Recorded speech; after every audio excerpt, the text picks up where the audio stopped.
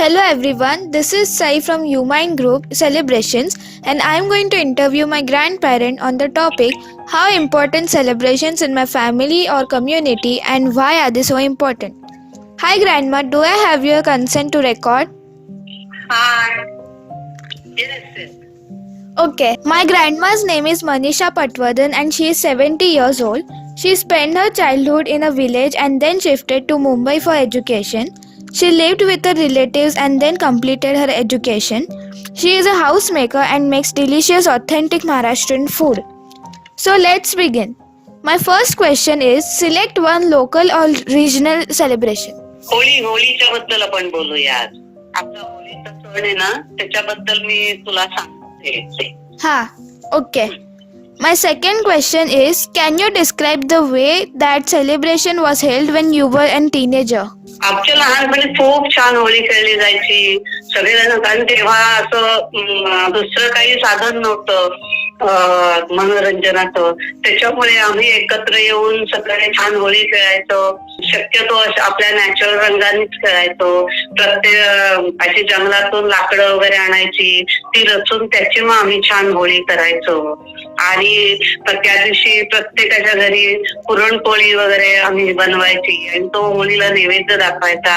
शिवाय सगळ्यांनी एकत्र येऊन रंगपंचमी छान खेळायची प्रत्येकाच्या घरात.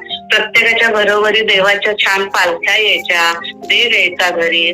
ते आम्हाला बघायला खूप मजा वाटायची आणि त्यांच्याबरोबर खूप छान एन्जॉय करायचं आमचं लहानपण. आणि सगळं शाळा वगैरे विसरून छान तो सण आम्ही साजरा करायचो. My third question is, are there any differences between the way that celebration was held when you were a teenager and the way it is celebrated nowadays? आता होळी म्हणजे कशी जायचं माहितीये का, असं सगळ्यांना वाटतं की होळी त्याचं काही पावित्र्य कोणाला काही वाटत नाही. म्हणजे कशी खेळायची, काय खेळायची, काहीतरी सगळ्यांनी यायचं, काहीतरी गाणी लावायची स्पीकरवरती मोठ्या आवाजात आणि एकच दिवस होळी करायची. त्याचं महत्व काही नाही. पुरणपोळी केली तर केली, नाही तर दुसरं काही असं काही नाही. देवाला काही चालतं असं म्हणून असं तसंही करतात. आणि आता त्याचं म्हणजे खूप असं छान होळी पेटवून त्याचं महत्व लोकांना खूप कमी झालंय त्याचं. त्याच्यामुळे आमच्या वेळेला खूप छान होतं असं.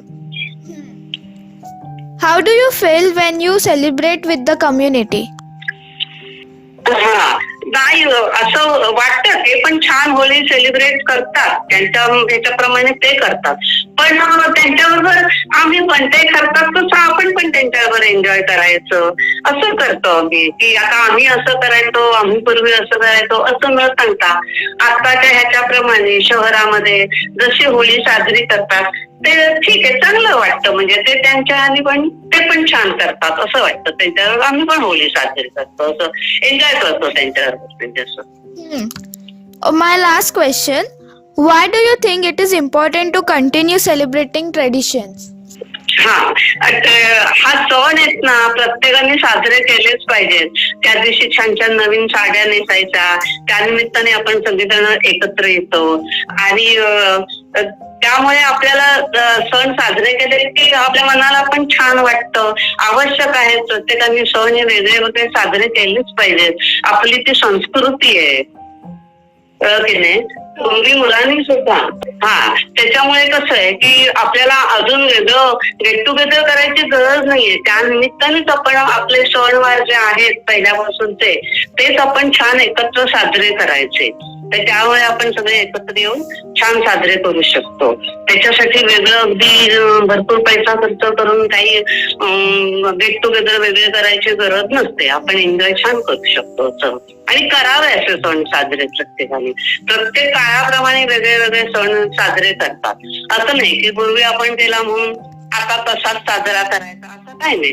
आता पण छान सण साजरे करायचे असं त्यांच्याबरोबर. Okay, thank you for giving your time for this interview.